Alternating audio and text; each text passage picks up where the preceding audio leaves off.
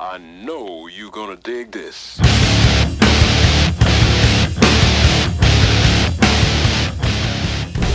There we go! Hey guys, welcome back to Dre Racing, and I know it's been a while, but today we're here with a product review. We're still waiting on a few parts for the Duster to actually start digging into it and getting after putting the heads in, swapping the cam, and doing all the actual fun stuff. So today, since my dad has been digging into getting everything prepped to swap everything over, we thought I would show you a little product review on tools that are kind of needed to make everything work and go smoothly. One of the first things we're going to show you is a Proform bought from Summit mini spring tester, which is $74 at Summit Racing. Looks like this.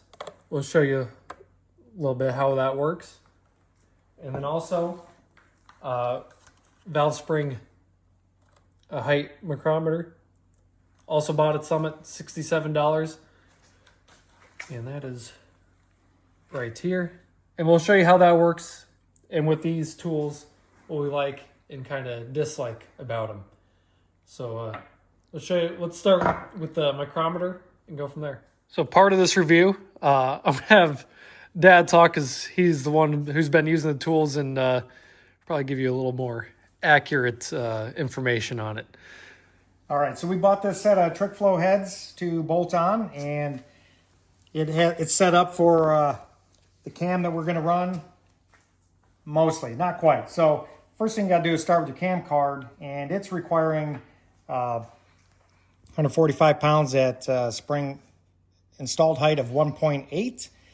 These heads were built with an installed height of 1.9. So below, you can see there's shims down there below because you can set up for different installed heights depending on what the cam calls for. So the Hughes cam card calls for 1.8, which is pretty standard.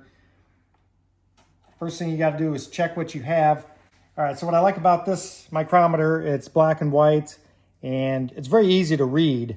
And this one goes from 1.6 up to 2.1, something like that. And these were set up at 190. We need 180, so we got to check what we have. So put the spring retainer in the top, valves all the way up. I'm going to go ahead and put the retainers in.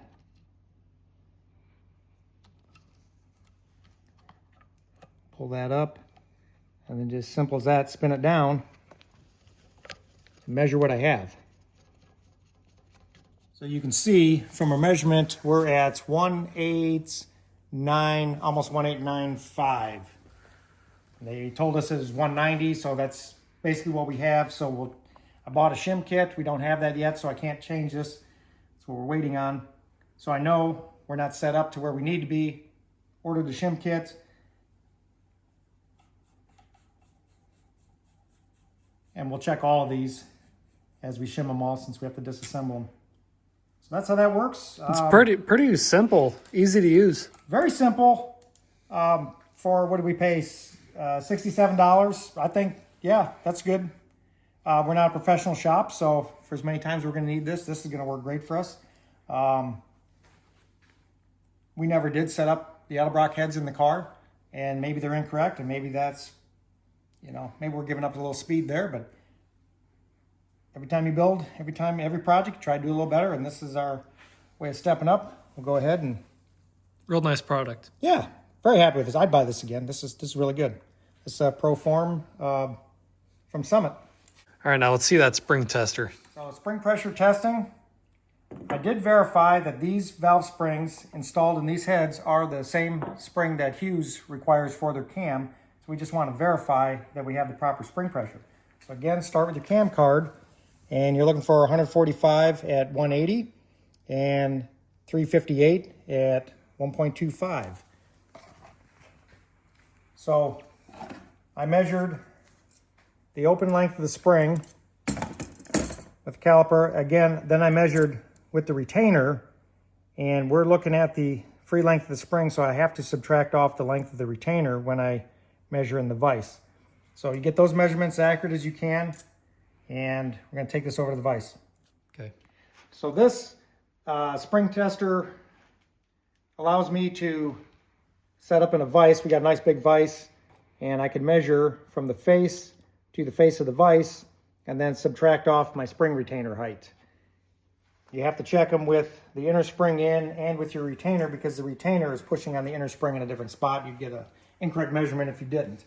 So you measure that as accurately as you can, and then you run it down to your measurement points, which I won't get into a lot of details there. So as I run this in, you can see, oh, it's acting smooth here. It's stopped. And so here's what I don't like about it. It's a little bit, see how it moved when it's not as smooth.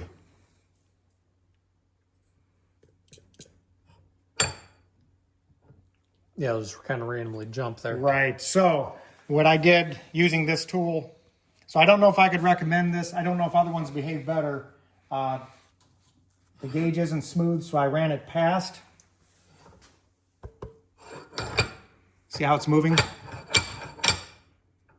Oh yeah, there's a little jump there. And then I backed it off to my measurement and then tapped it. And my measurements ended up exactly where Hughes said they should be, within a couple pounds. I think we were 141, 142 pounds. Right. So plus or minus my accuracy. The gauge seems to be accurate. It matches what the cam card wants the springs to read, what the springs are advertised to do. It's just not the smoothest. Price point, maybe that's why. I do like that it does fit in our vise. Also would fit in an arbor press. And it's certainly going to get us, it's going to work for us. But if I was a professional builder, probably want something a little better. But for a home gamer, this might work for you. I would just like a smoother operating gauge. But it does appear to be accurate. So that was kind of a little review on these two measurement tools that for us are very important, because we're trying to do bigger and better things with our engine. And we're mostly looking to change stuff because these heads were set up for hydraulic cam when we're going to a solid cam. These heads are kind of set up for the cam we have in the engine right now, because initially when we bought these, we were not going to go to a bigger cam. But, you know, things change. Things change. We want more power. So that's kind of why we're doing this, in case anybody was wondering. So hopefully you found this review good. Maybe you have some other tools you'd recommend for setting this stuff up, or you have other experience with different measurement tools, or these might be the ones for you. So hopefully you guys enjoyed this video. Like, subscribe. See you in the next one.